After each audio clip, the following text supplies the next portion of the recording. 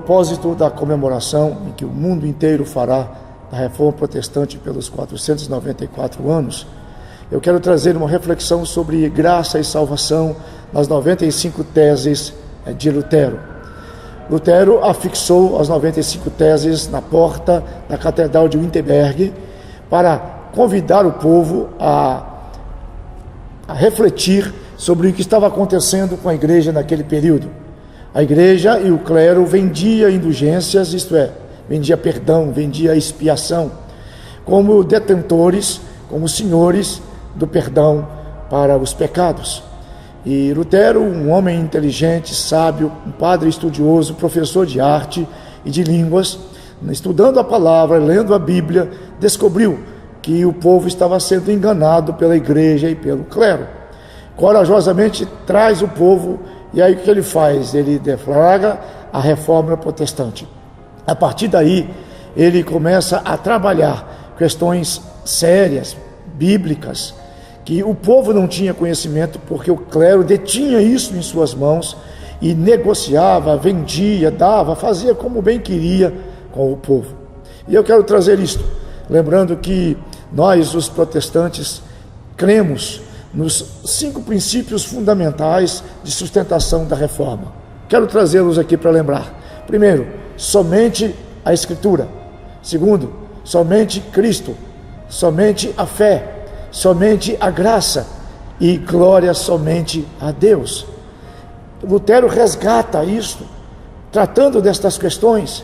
E eu quero trazer aqui 3 aspectos dentro das teses de Lutero, para nós memorizarmos bem tudo aquilo que o Senhor Jesus fez por nós, dando-nos graça e salvação.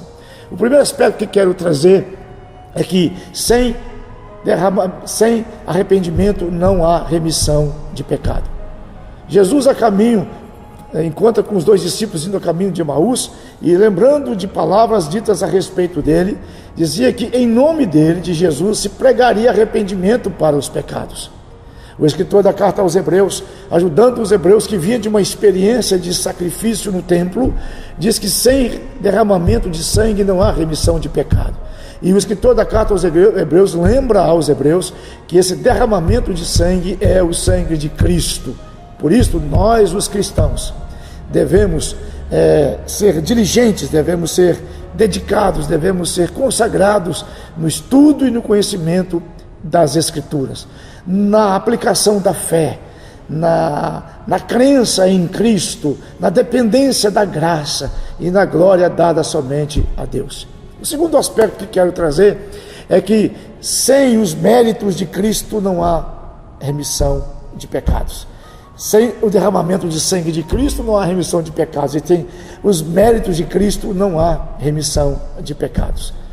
É preciso lembrar que os textos da palavra de Deus que nos traz esta lembrança: por isso, irmãos, procurai com diligência cada vez maior confirmar a vossa vocação e eleição, porquanto, procedendo assim, não tropeçareis em tempo algum. Então, devem aqueles que creem ser dedicados, serem consagrados, servir a Deus determinadamente, buscando sua santificação. Eu sei que nós passamos por dificuldades, e sei que mesmo com a graça e com a salvação nós continuamos pecadores, mas hoje nós temos a graça de Deus que nos traz a possibilidade de sermos perdoados sem termos que pagar por isso, porque Cristo já pagou isso por nós. Vamos recapitular? Sem arrependimento não há remissão de pecados, e sem o mérito de Cristo também não há remissão de pecados. Terceiro aspecto que quero lembrar da reforma, que a reforma resgata através das teses de Lutero, é que sem a justiça, sem a virtude da cruz de Cristo, não há remissão de pecados.